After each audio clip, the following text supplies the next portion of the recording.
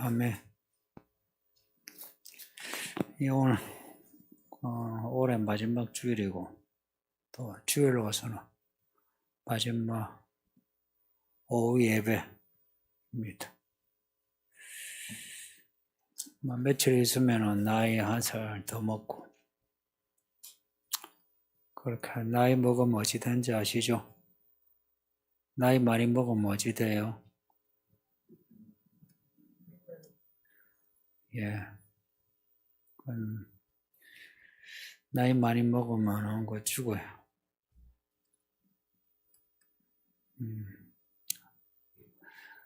아마 다 나이 1살 더 먹는 거 새로울 겁니다. 내가 벌써 이 나이인가. 예전에 그 유행하던 노래가 내 나이가 어땠어? 네. 나이는 숫자에 불과하다. 그런 말은 그 유행가로 말은 할 수 있는데 그런 말은 하면 안 되고요. 나이가 어째 숫자에 불과합니까? 나이가 들면 죽는데, 안 죽으면은 나이는 숫자에 불과하죠, 그죠? 죽으니까 그 숫자가 무섭지. 예를 들어서 몇 살이요? 10살입니다. 아이고, 참 창창하네. 이제 40살이라면 아이고, 이제 전환점 돌았네. 80살이라면 어찌합니까? 아휴, 준비하셔야겠네. 그러죠. 말이 달라지는데. 나이 먹는 만큼 인생이 달라져야 된다. 그리고 나이값 하라는 이야기는 인생 살아온 연수만큼 삶에 무게가 있어야 된다. 그런 거죠. 이런 걸 일부러 회피하면 안 됩니다. 나이는 숫자에 불과하다. 내 나이가 어땠어? 그런 말 하면 안 돼요. 똑같이 교회 다니는 믿음의 연수도 똑같아요. 교회 1년 다니는 거하고 10년 다니는 거하고 20년 다니는 거하고 그 숫자에 불과하면 되겠습니까? 그 숫자가 하나님의 이야기에 진도가 되어야 되고 사람들에게 미치는 영향력이 되어야지. 교회 1년 다니면 1년 다니는 연수만큼 그렇게 믿으시면 되고, 10년을 다녀서 10년 다닌 사람처럼 그걸 믿으세요. 10년을 다녀도 5년을 다녀도 늘 새신자처럼 그렇게 하면 말하자면 평생을 징징거리면서 살아요. 믿음이 안 자라면 징징거리잖아요. 10년을 교회 다니면 10년의 연수에 다 모습이 있어야 되고, 모태신앙하죠. 모태신앙이신 분들, 그만한 연수, 뱃속에서부터 믿었죠. 예수님이시네. 뱃속에서부터 믿었고, 뱃속에 있을 때 엄마가 기도하고 찬송했으면 마리아와 예수님과 뭐가 다릅니까? 모태신앙이면 모태신앙에 표를 해야죠. 하나님이 우리를 심판하실 때 말씀으로 심판하신댔어요. 근데 이 말씀이 1년 52주 52번을 들어요.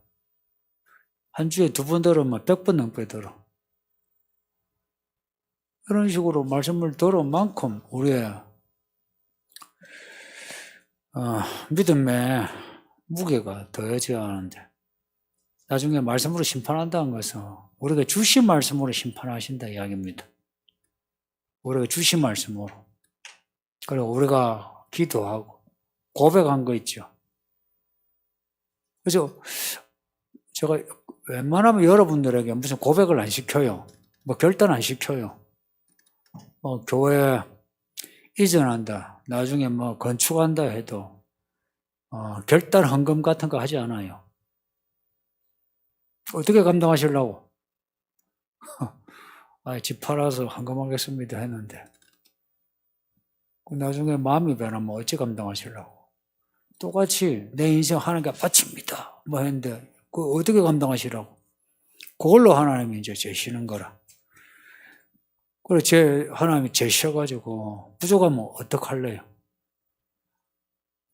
그 하나님이 벨사살 그 왕에게 한 말이 있어요. 다니엘서 5장에 있는 말씀인데 메네 되고 우파라시 뭐냐 하나님이 저울로 재고 재어가지고 부족하니까 쪼개버린다. 그래서 그날 벨사살 왕이 죽어요. 나라가 망했어. 우리가 그 죽을 수 있고 망할 수 있어요.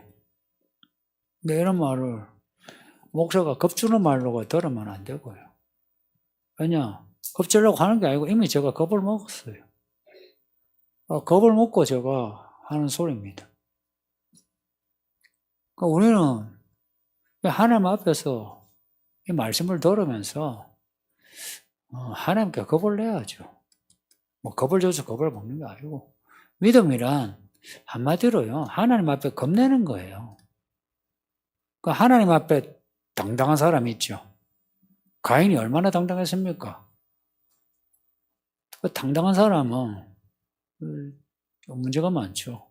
근데 하나님 앞에 당당하지 못하고 엎드려가지고 막 도와달라 하고 용서해달라 하고 하는 사람은 하나님은 그런 사람을 사랑하시고 택하시고 붙잡아 주시고 이끌어 주시고 이루어 주시고 그래요. 그리고 하나님을 겁을 내야 하나님 말씀을 듣죠. 제가 오늘도 이렇게 애들 노는 거 봤는데 이 형제 많은 집 보세요. 그 집에 엄마 아빠 혹은 뭐 위에 형 누나 겁을 안 내면 어찌 됩니까? 애가 막 그러죠. 겁을 내면 어떻게 해요? 좀 정리가 되죠. 똑같지 않습니까? 우리도. 우리가 누구 겁 안 나면 어찌 삽니까? 우리 마음대로 살잖아요. 애만 아니고 어른은 더 그래요. 어른은 이제 잔머리 굴리잖아요. 우리 마음대로 살아. 하나님을 겁내야 하나님은 우리를 덮는 덮개라. 다 보신다. 뭐 이러면은 혼자서도요, 딴지 못하죠. 혼자서도 딴지 못한다.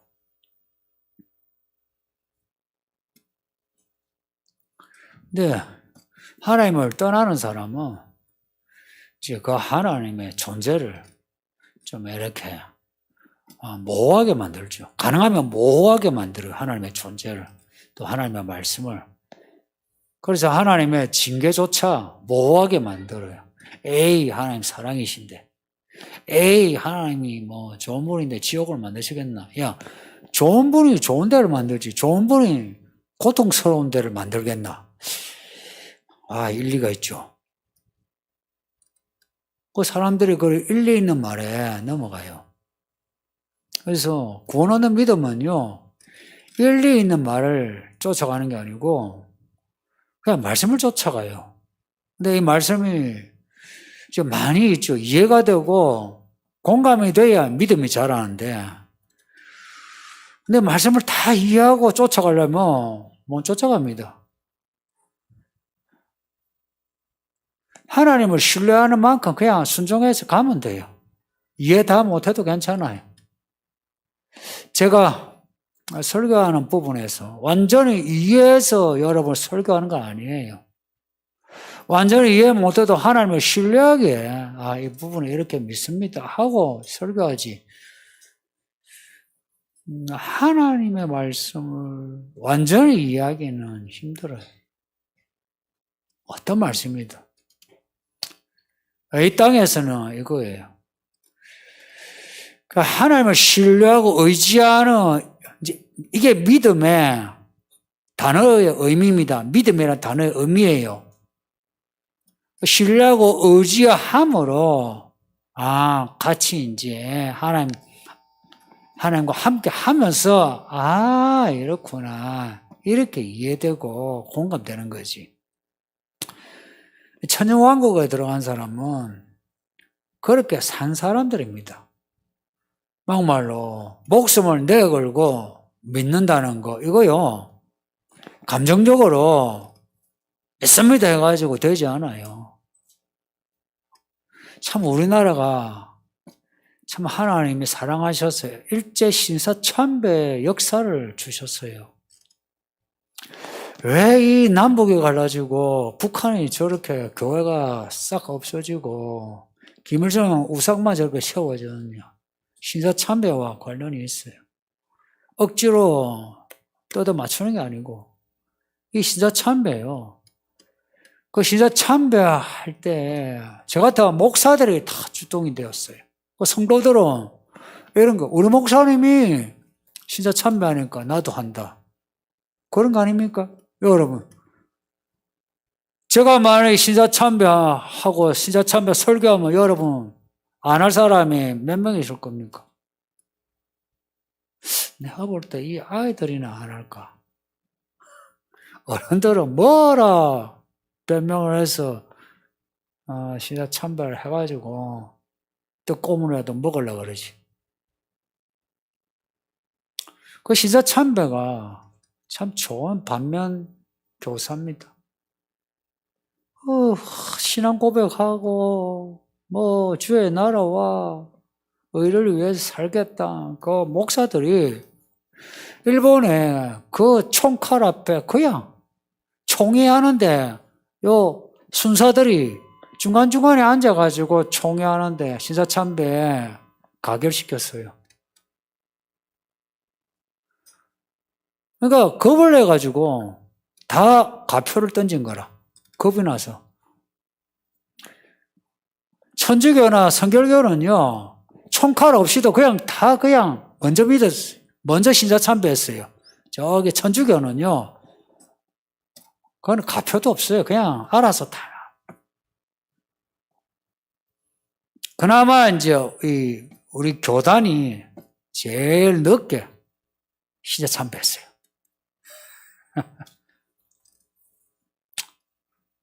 그 목숨을 걸고 믿음으로 산다.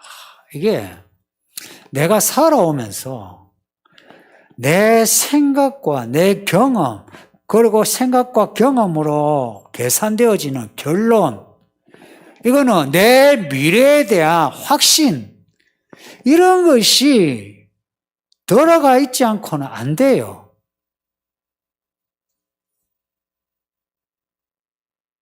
그냥 뭐 또 흥분해가지고 내가 뭐 순교하겠습니다 라고는 할 수 있지만 진짜 총칼 앞에서 혹은 총칼 아니라도 지가 돈 털어가는 거라든지 아니면 자식새끼 취직이 안 된다든지 아니면 내 집을 잃는다든지 아니면 내가 어떤 권리를 잃는다든지 하면은 그냥 겁을 내가지고 뭐 믿음이고 없이 그냥 타협을 하게 돼요. 그래서 지옥 가는 거예요.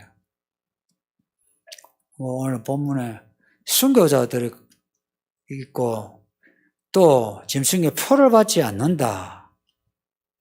이게 우리가 의미하는 바는 언젠가 교회에 박해가 오고 우리의 믿음 생활하지 못하도록 하는 압박이 오게 된다 하는 것을 말씀하는 겁니다. 이제 갈수록 교회가 무너지고 우리의 믿음 생활은 쉽지 않습니다. 제가 몇 년 전부터 아니죠. 그 전부터도 내가 계속 이야기해 왔어요. 정확하게는 2017년부터 제가 이야기해 왔고요. 딱 직접 명시적으로 말씀 여러분에게 드린 거는. 그리고 이제는 예전으로 돌아가지 않습니다. 이제는 교회 나갈 사람이 많지. 뭐 여러분 중에도 적지 않을 겁니다. 참 슬픈데, 참 마음 아픈데. 또 그 상황이 되면 다 그러니 하고 또 가요.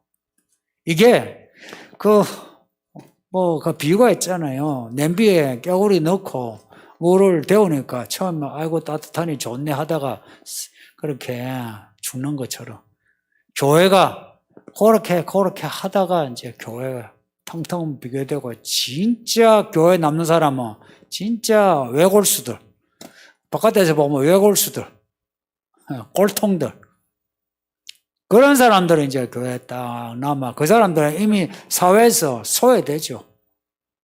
소외돼가지고 이미 그 사람은 희생양이에요. 그들은 죽여도 이 사회에서 아무도 불쌍히 안 여겨. 지금은 그래도 뭐 어디 타겟으로 뭔가 공격을 하면 그러면 안 된다 말도 하죠. 그런데 시대 분위기가 이렇게 바뀌면 이제 교회가 무너지고 교회 성도들이 진짜 참수당하는 거 있죠. 해도 아무렇지 않아. 오히려 다들 죽여라 그러지. 짐승의 표를 받으라 하는데 안 받을 사람이 얼마나 있을 것 같습니까?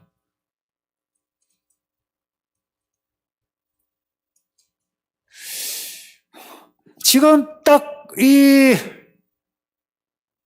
순간 여러분의 믿음에서 제가 목사로서 볼 때 여러분 중에 짐승의 표를 받지 않을 사람이 5명이나 될까? 왜 5명이냐? 그래도 아쉬우니까 5명. 손가락.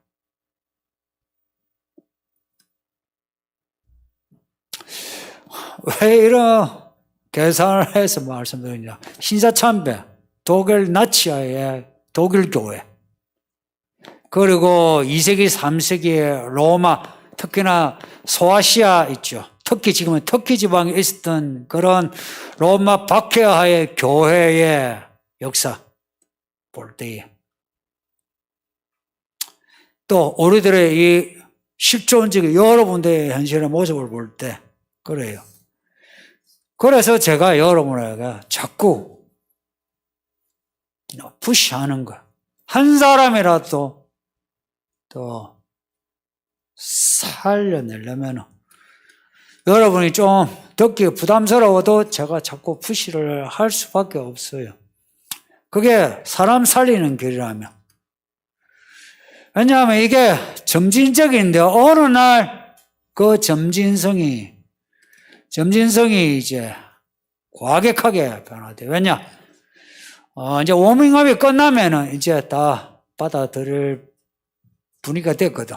그러면은 확 이제 짐승의 표가 펼쳐지면 다 받아들일 수밖에.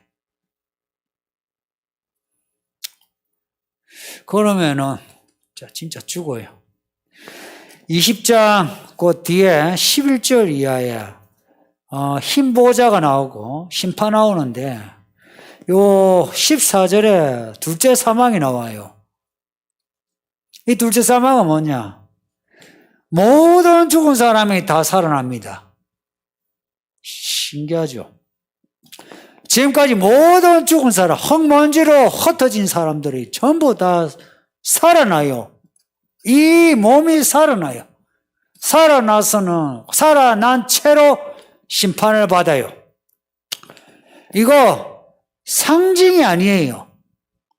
흙으로 사람을 지으신 하나님을 믿는 사람은 이 20장의 내용을 믿어야만 해요. 다 살아나서 그 행위대로 심판을 받아요. 행위대로 심판을 받는다. 말씀 하나. 생명책에 기록되지 않으면 지옥에 간다. 또 하나.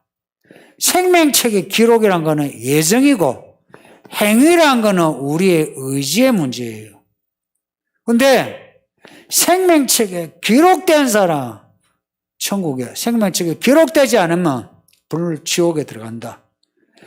그 행위의 심판에 딱 뚜껑을 열고 보니 생명책에 기록이 된 사람은 전부 천국에 가더라 이야기입니다. 뭘 이야기하는지 아세요? 하나님의 택하심과 은혜가 중요하다 이 말입니다. 우리의 의지보다.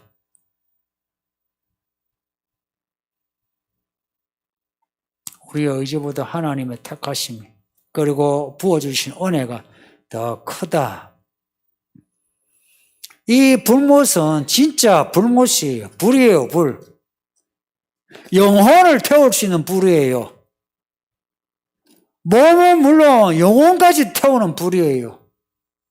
그래서 지금도 안 믿고 죽은 사람 지옥에 있어요. 그거 있잖아요. 뭐 이수진 장군은 지옥에 갔느냐? 그 지옥에 갔죠. 부처는 지옥에 갔죠. 성도님들, 안 봐도 그거는 분명한 사실이에요. 그들이 이 살았을 때 어떻게 살았든 어떤 영향을 미쳤든 하나님을 알지 못하고 그 하나님을 등지고 자기 마음대로 살았다. 야가 그것이 선한 양심이든 뭐든 양심, 자기 막 살고 싶은 대로 살았다는 게 그게 죄입니다. 지옥은 진짜 불지옥이에요.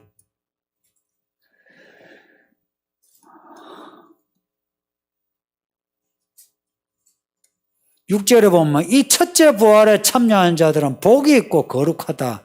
왜냐? 둘째 사망이 그들을 다스리는 권세가 없다. 무슨 말이냐면 첫째 부활은 처녀 왕국에서 살아나는 사람이에요. 처녀 왕국 때에 살아나지 못한 사람이 흰보자 심판 20장 그 뒷부분에서 살아나는 거예요. 이거는 지식으로 아셔야 돼요. 처녀 왕국 때 살아난 사람은 왕의 복이에요. 왕의 복. 20장에서 살아나는 사람은 거기에서 살아나서 천국 간 사람은 처녀 왕국의 복하고는 달라요. 천국에 갈지라도 여기서 목숨을 걸고 믿은 사람은 왕의 상을 받는다 이 말입니다. 왕의 상을. 그리고 지금 우리 시대가 그 시대로 지금 진입하고 있어요. 진입하고 있어요, 지금.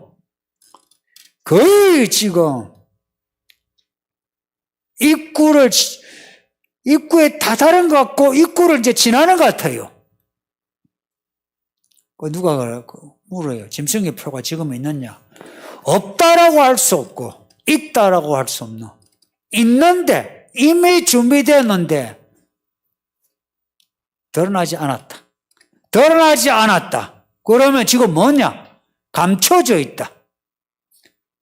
감춰져 있기에 이것은 감춰진 것을 볼 수 있는 그런 지혜와 총기가 있는 사람만 그것을 경계하고 조심하지. 볼 수 없는 사람은 그냥 없네, 아직 없네 하는 거예요. 없네, 이게 무슨 말입니까? 예수님은 뭐 오기는 언제 와? 아직 멀었지. 이런 거예요.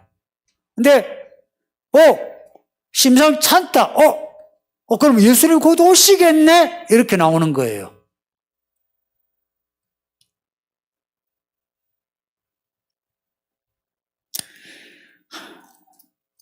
교회 연수가 되어지면서 이 말씀의 지혜와 총계를 더합시다. 우리 어른들 좀 열심을 대줘요.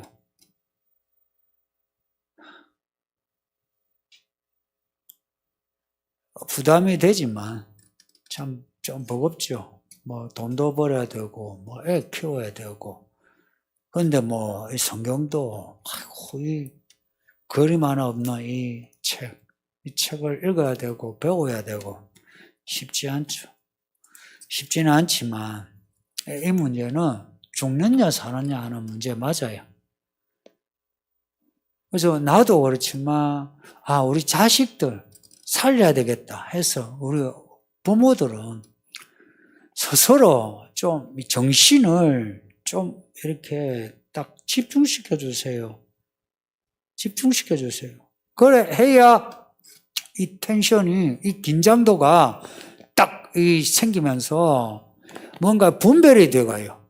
분별이 돼가요. 정신 안 차리면 전방주시 퇴망 사고 나죠.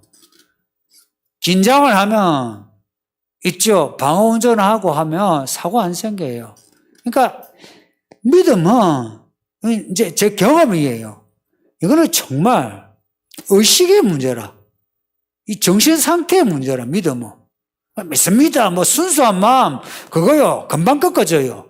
근데 내가 정신을 딱 차려서 이 시간을 어떻게 보내느냐, 시간의 이야기를 어떻게 만들어가느냐, 여기에 내가 관심을 가져야 돼요. 그래서 1년 전, 2년 전, 3년 전에 내 모습하고 지금 모습하고 항상 비교를 해놔야 돼요.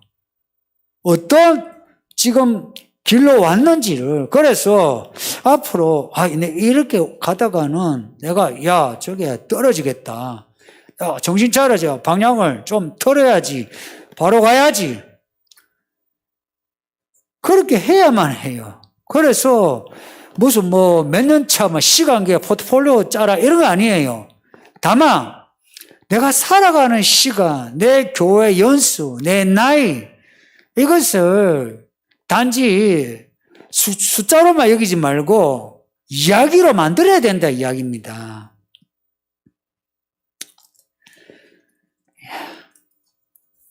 여기까지.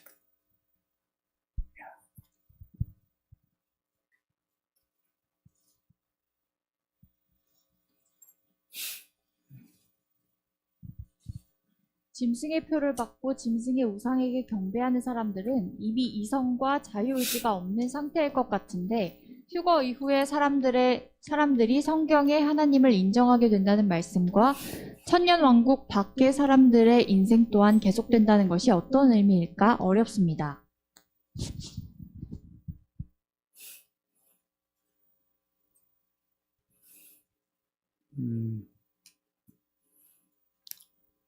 질문을 떠나 이분이 지금 사용한 단어는 스케일이 아주 큰 단어예요.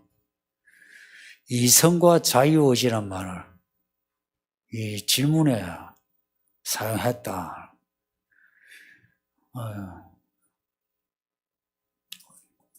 여기 대답하려면 3시간 정도 걸릴 겁니다. 각오하세요. 근데 이분의 이제 성경,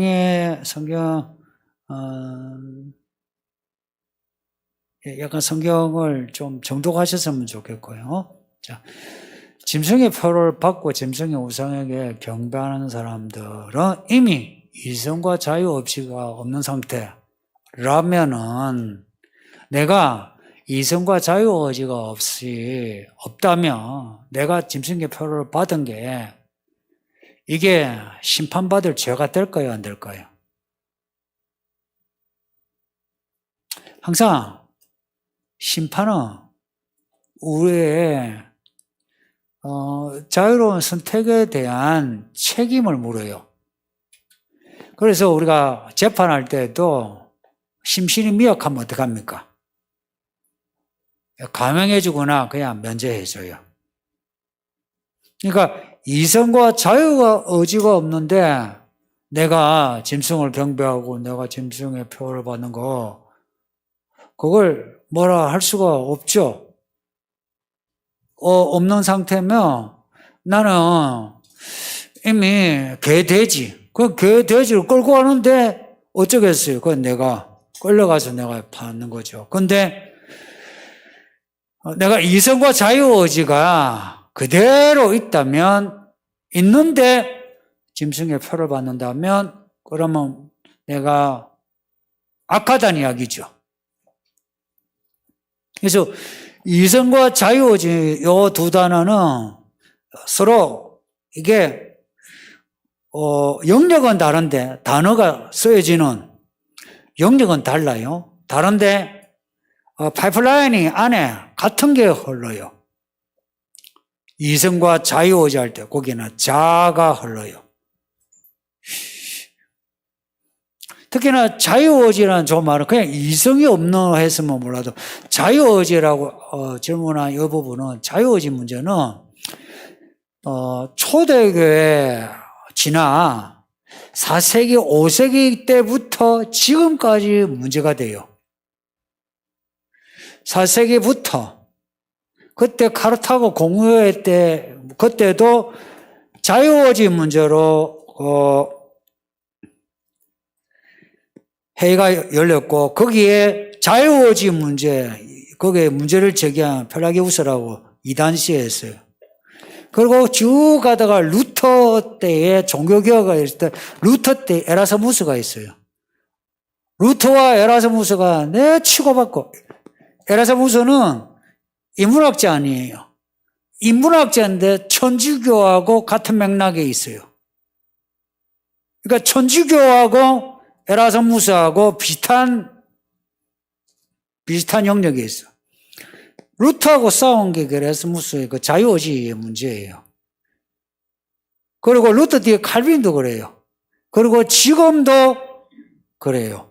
지금도. 여러분은 지금 자유의지가 있나요, 없나요? 오늘 자유의지 이 말 참 거의 안 쓰는 말이거든요. 이런 거 용어는 어려워서 잘 안 써요. 안 해요, 저도. 여러분에게 지금 근데 말은 그 단어는 어렵지 않죠. 자유의지라고. 자유의지가 여러분에게 있나요, 없나요? 여러분이 여기 내가 와야 되겠다 해서 온 것이지 개돼지처럼 여러분 끌려왔습니까? 여러분이 왔죠. 근데 오래 있다가 목사 설교 듣기 싫다 해서 나가고 싶다 나가자 하고 나가려고 하는데 자유의지가 없어가지고 몸이 말을 안 들어. 그렇습니까? 근데 듣다가 해가지고 일어서 저게 한 바퀴 마실 한 바퀴 돌다가 그래도 벌 받겠다 들어왔어요. 자유의지가 다 있어요. 근데 그러면 여러분이 자유의지를 어떻게 사용합니까? 믿는 사람이나 안 믿는 사람이나 자유의지가 다 있는데 이 자유의지를 어떻게 사용하느냐 이게 문제예요. 바울은 이런 말을 했어요. 너희는 그러니까 우리는 다 자유하나 자유자이나 내가 자유로 내 탐욕 내 쾌락을 취하지 않고 내가 하나님께 종노릇하겠다 그랬어요. 자유해서 내 자유의지로 내가 종이 되겠다 그랬어요. 믿음은 내 자유의지로 하나님의 종이 되는 겁니다. 그러니까 여러분이 그게 부대끼는 거예요. 아까 이성이란 거는요, 이성은요, 계산하는 거예요. 계산기, 캘큘레이터, 이거 두드린 거 있죠? 그 계산의 계산. 이 계산은 항상 나 중심으로 돌아가요. 내 마음, 내 감정, 내 돈, 내 가족, 내 직장, 내 신상, 항상 계산은 그렇게 되어 있어요. 이성이라 할 때는. 그 이성이 문화의 어떤 동력이 되는 거죠. 그죠? 문명과 문화 발전에. 근데 그 이성은 자유의지로 하여금 더욱더 자유하게 해요. 우리로. 그 이성은 자유하게 하는 게 이런 거예요. 자고 싶냐? 자라. 돈 벌고 싶냐? 돈 벌어. 부자 되고 싶냐? 그래, 돈 막 쓰지 말고 모아가지고 부자 되라. 출세하고 싶냐? 그래, 출세해라. 어디 여행 가고 싶냐? 여행 가라. 그래, 갔을 때 즐겁죠? 그렇게 여러분이 살았으면 오늘 이 자리에 있겠습니까? 이 자리에, 이 오후에, 이 엄동설안에 여기 있는 여러분은 스스로 종이 되어서 여기 계신 거예요. 정말 여러분은 바깥에 사람이 보면 여러분은 바보예요, 바보. 보세요. 아침에 많이 나가지고 씻고 오죠. 와가지고 밥을 먹죠. 또 여러분도 오늘 식사는 어떻게 하셨나요? 그러니까 어떤 분은 접종을 안 받아가지고 차에서 먹고 그랬다. 점심을 드시고 왔어요. 왔는데 그냥 왔습니까? 헌금을 냈잖아요. 여러분이 와가지고 어디 가면은 어디 보험이나 어디 가면 앉아만 있어도 돈을 주죠. 여러분은 돈까지 내고 또 앉아가지고 또 목사가 감사합니다. 고객 여러분 또 오세요. 이런 것도 아니고 목사가 뭐랍니까? 나의 값 좀 하시오. 지옥까지요? 아니, 이거는 내놓고 하는데, 사실은 생각해 보면은 참, 좀 바보스럽지 않나요? 솔직히, 이게 바보가 아니면은, 근데 이 바보가 내 자유의지로 내가 계산하는데 계산 방식이 다른 사람의 계산 방식하고 다르게 이 성경을 믿어서 이것으로 계산을 하는 거예요. 그래서 이게 맞다 이렇게 해야지 해서 여러분이 스스로 내 몸이 추구하는 거, 성경에는 몸이란 말하고 육체란 말이 나와요. 헬라가 달라요. 몸이란 말은 그냥 몸이에요. 우리 중립적인. 육체라 할 때는 그거는 고깃덩어리, 죄를 짓게 하는 고깃덩어리예요. 바디 혹은 플래시. 다른 헬라어도 달라요. 그러니까 이 몸이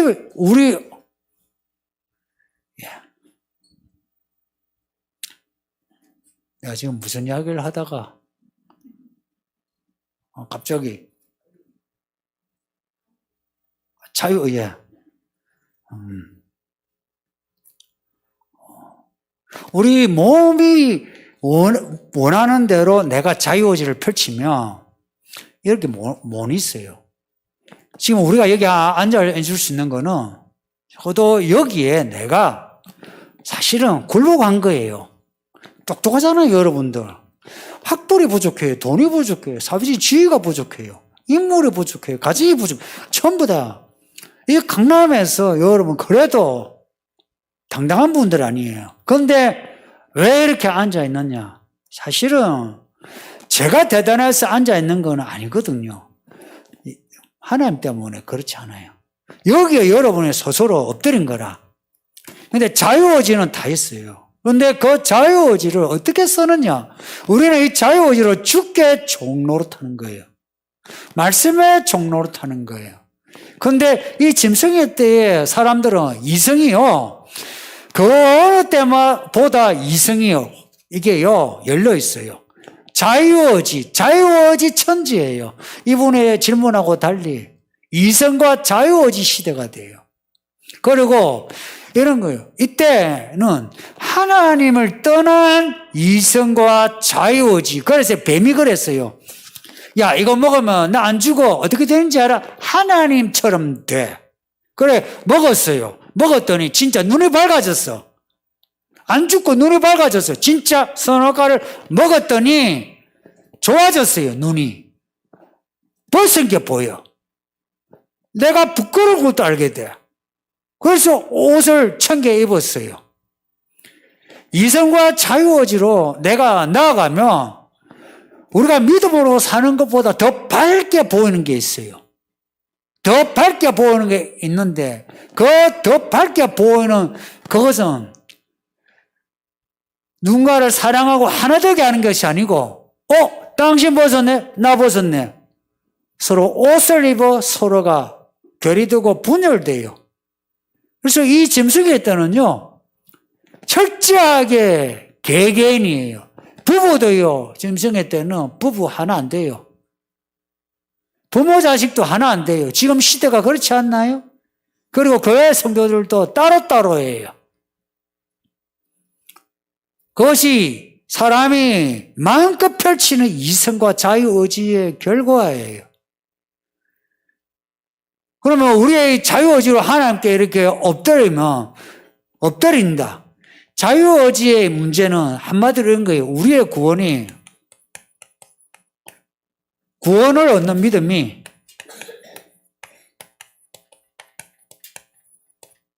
우리의 의지로 되는가?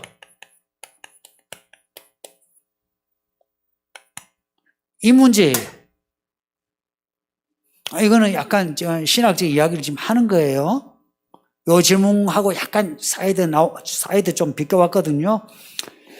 내가 내 의지로 믿어서, 내가 내 의지로 행동해서 내가 구원받는가 하는 문제예요. 그렇지 않아요. 성경은요, 하나님 은혜가 덮개로 돼가지고 믿도록 조치를 취해주시고 믿음을 주세요. 그렇지, 믿음은 선물이에요.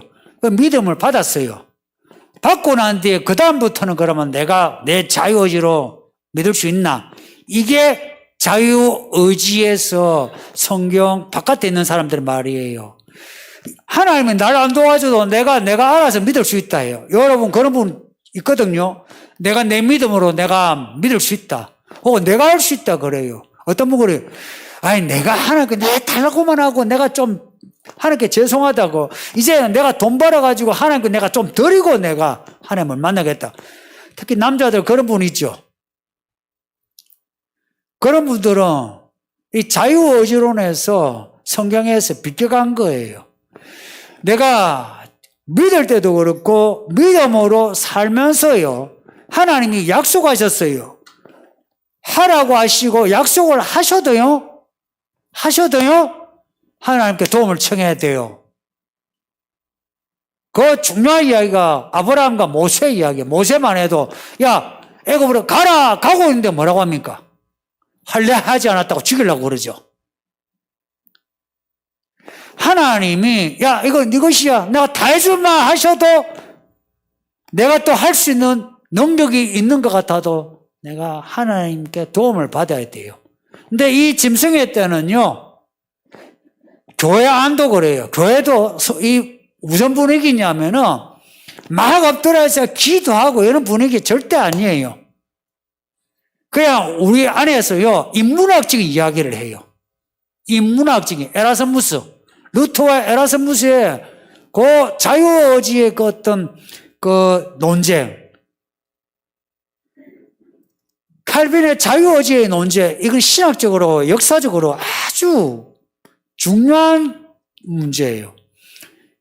사람들이 이제 성경을 덮어두고는 이 문학적인 이야기를 하게 돼요. 교회 안에 그런 분이 있죠, 그죠? 또 그런 분이 인기 있죠. 그죠? 여러분은 그런 말에 현혹되지 않으려면 성경을 아셔야 되고, 뿐만 아니라 인문학을 넘어서는 지식을 가져야 돼요. 인문학을 넘어서는 지식을 가져야 된다. 그것은 성경의 지혜와 지식과 함께 인문학을 통찰할 수 있어야 그게 가능해요. 공부해야 돼요. 진짜 공부해야 돼요. 여기 젊은 분들 공부하셔야 돼요. 공부하지 않으면요, 금방 넘어가요. 금방 넘어가서 그들의 말에 그냥 내가 놀아버려요. 신사참배하듯이 그렇게 돼버려요. 그리고 휴거 이후에 사람들이 성경의 하나님을 인정하게 된다는 것은 이거예요. 휴거 후에 이런 사람들이요, 하나님을 믿는다는 게 아니고, 성경이 진짜 맞네. 맞는 것 같은데. 재앙이 계속되는데 진짜 성경대로 되네. 하는 거하고, 진짜 하나님은 구원자다. 내가 하나님 믿겠습니다. 하는 거하고, 이거 완전히 달라요. 하나님이, 우리가 믿는 하나님이 참 하나님 거는 그들이 알 수는 있어요. 그리고 예수님이 재림하실 때 다 알게 돼요. 알게 되는데 믿지는 않아요. 믿는 거하고는 달라요. 예수님이 그리스도이신 거 아는 거하고 믿는 거하고는 달라요. 안 믿어요. 아마 여러분도 그럴걸요. 이 말씀이 맞다는 건 알지만 믿어지지 않은 사람은 여러분에게 있을 거예요. 기도해야 되겠다 아시죠? 기도하고 있어요? 회개해야 되겠다 생각하시죠? 기도하고 있어요? 아는 거하고 행동하고 다르죠? 달라져요. 휴거 후에 사람들은요, 성경을 알아도 기도를 해야 되겠다 알아도 안 돼요. 못해. 하려고 하는데 앉아가지고 왜 이 땅에, 이 비싼 땅에 여기 있는지 알아요? 이 넓게 기도하러 오세요. 기도하러 오세요.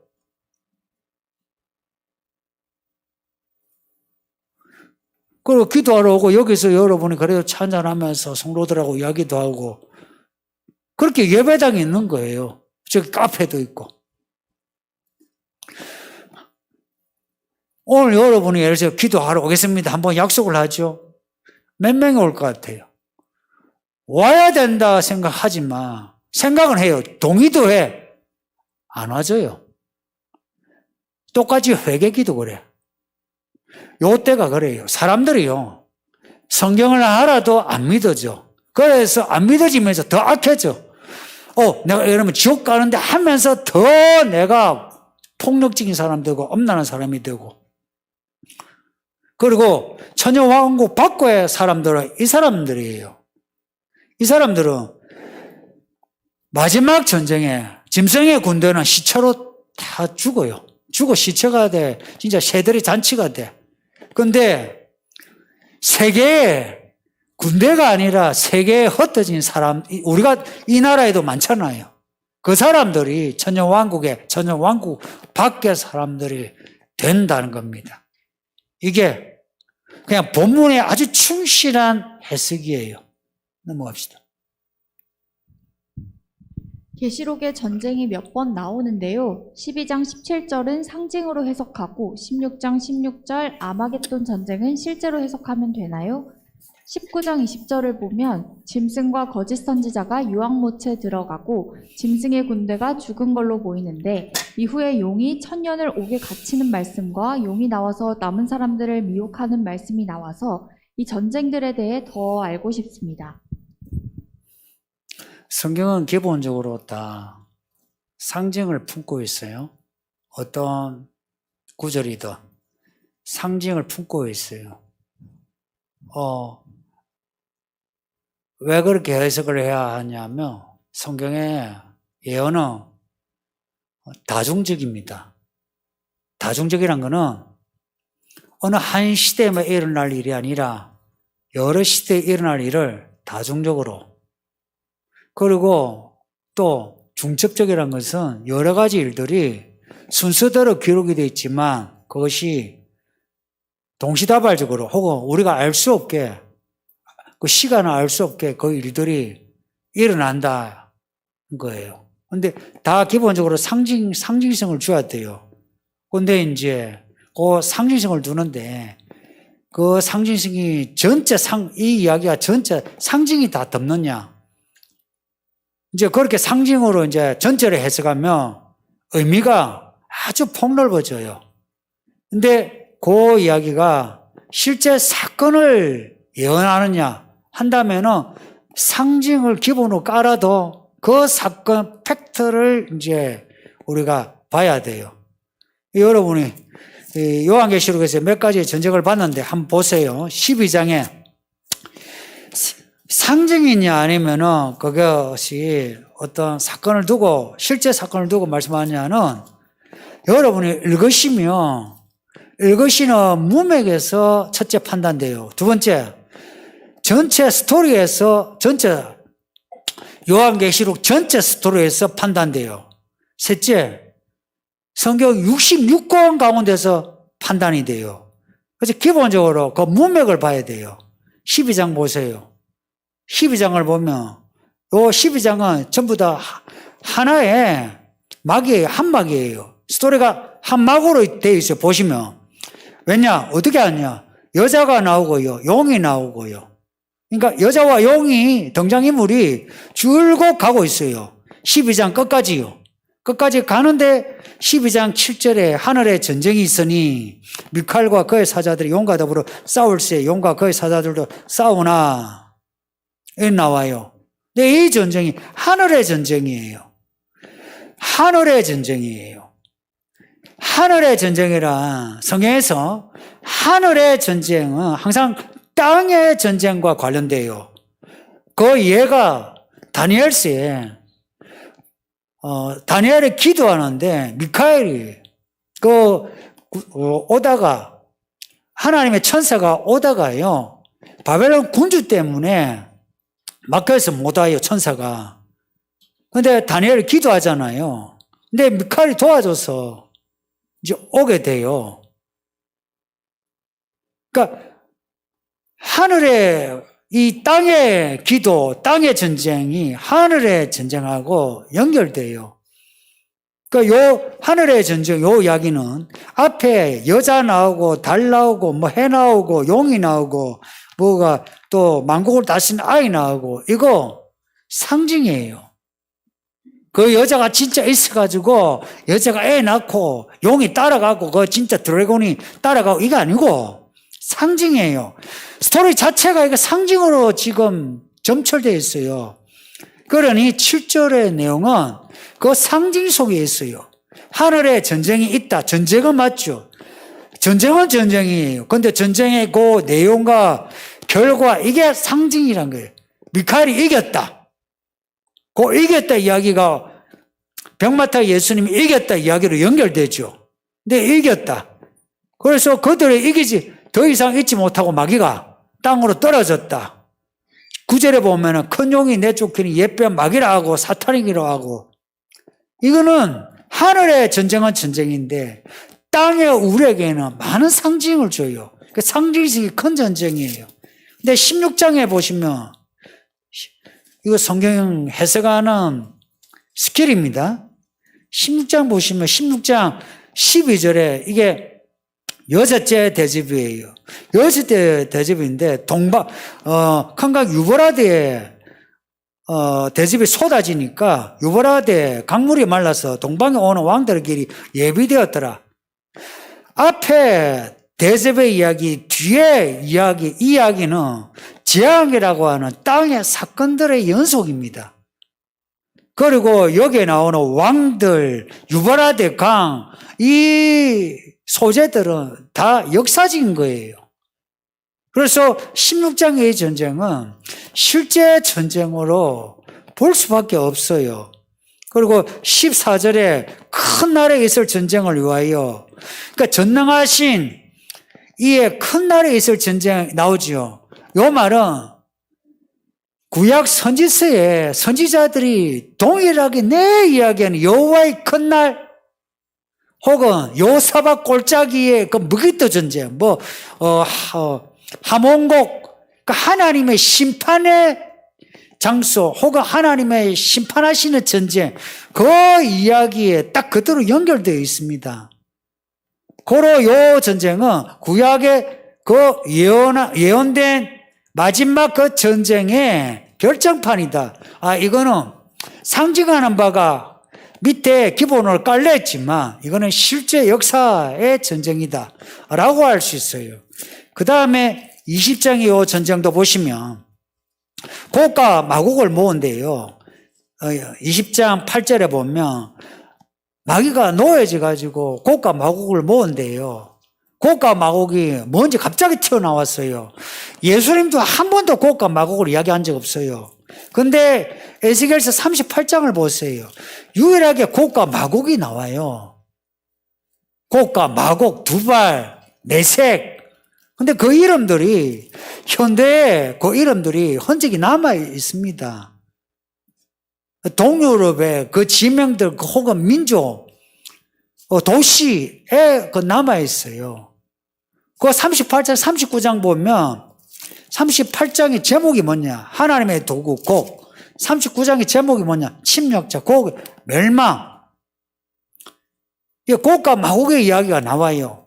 나오는데 20장에서 곡과 마곡이 나와요. 그래서 사람들 이렇게 여겨요. 에스겔 38장, 39장의 곡과 마곡이 요 20장의 곡과 마곡이 아니냐? 예. 그렇게 연결시키는 거예요. 시키는데 뭐가 다르냐? 에스겔서의 곡과 마곡은요, 마지막 날에 있을 전쟁을 이야기를 해요. 그 전쟁은 두 가지예요. 마지막 날의 전쟁, 요한계시록에 나오는 전쟁 있죠.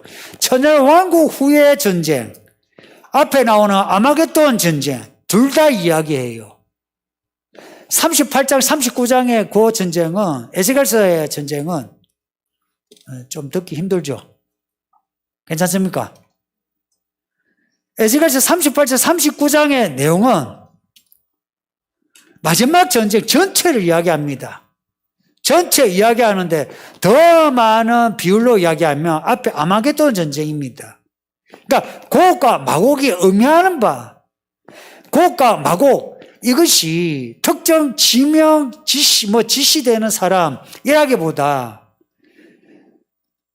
요 천년왕국 후에 곡과 마곡 이야기를 한 거는 이제 구약의 전쟁의 완성판이라는 의미에서 곡과 마곡을 여기서 이 단어를 쓴 걸로 보여요. 그리고 이 전쟁은 아마겟돈 전쟁하고 같은 실제 전쟁입니다. 진짜 실제 전쟁이에요. 그래서 세상 다 모아요. 이게 어떤 앞에 보면은 16장에 잘 보세요. 16장에 새 더러운 영이 유브라데 강으로 왕들을 모아요. 근데 그 다음 뒤에 내용 보면 온 천하의 왕들이 다 모아져요. 그러니까 12장에 요 동방에서 오는 왕들만 나오죠. 그런데 14절 보면 천하의 왕들이에요.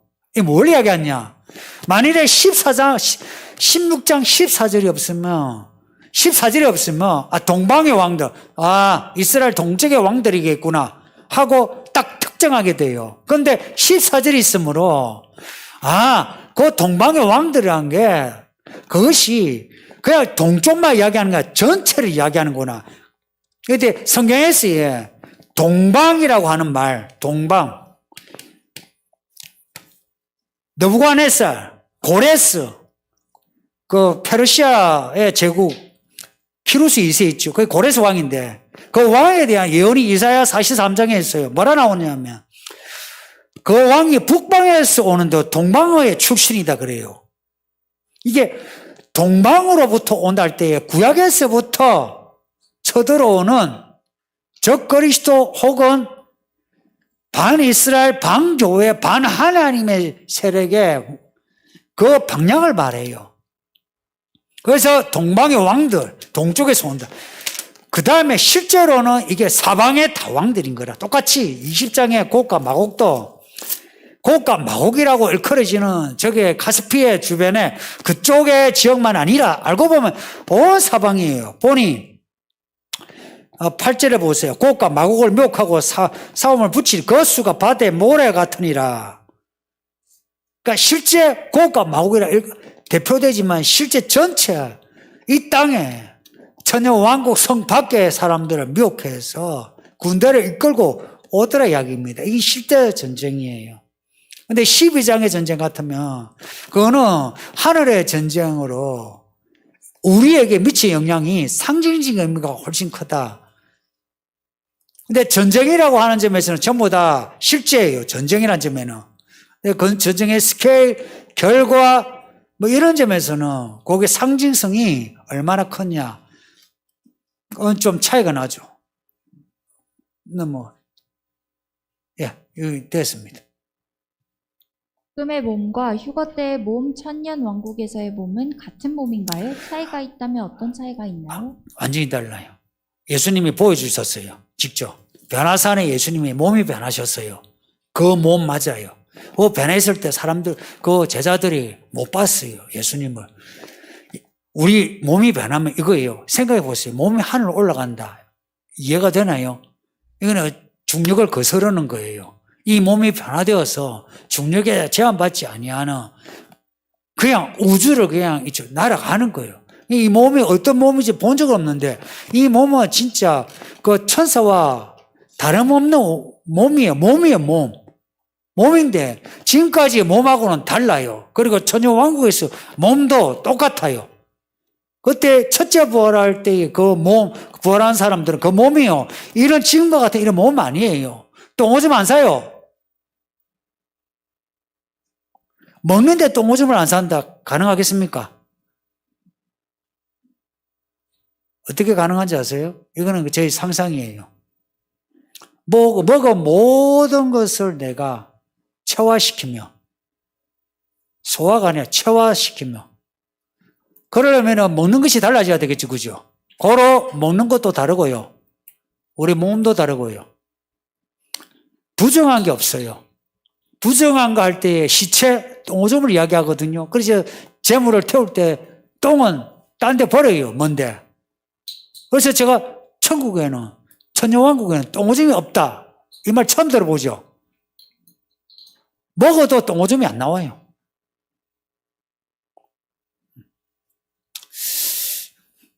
이런 거는 사실 믿거나 말거나 한데요. 네. 저 그런 생각 한다, 이야기입니다, 개인적으로. 또 오줌 없어요. 그래서 저는 정말 하나님의 천사처럼 우리가 변화되는 게 맞아요. 난 저는 거기 정말, 이게요, 흔히 말하면 물리학적으로도 충분히 가능한 말이에요. 이게 물리학적으로도. 사람들이, 생각할 수 있는, 계산할 수 있는 그런 거예요. 근데 실제 그런 것이, 여기 있잖아요. 양자 물리학에서 이런 것이 있다는데 본 적 없어요, 사람들이. 그래서 검증이 안 돼. 근데 점차, 진짜 있네. 이제 검증이 되죠, 그죠? 막 빛의 속도 같은 것도 어찌 알겠어요. 근데 가속도로 돌려보니까, 빛의 속도가 나와. 진짜네? 이런 거예요. 똑같이.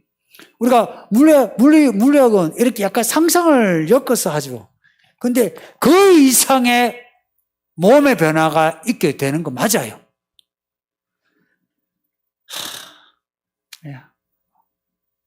넘어갑시다. 네. 제가 기도하고 마치겠습니다. 아버지 하나님 고맙습니다.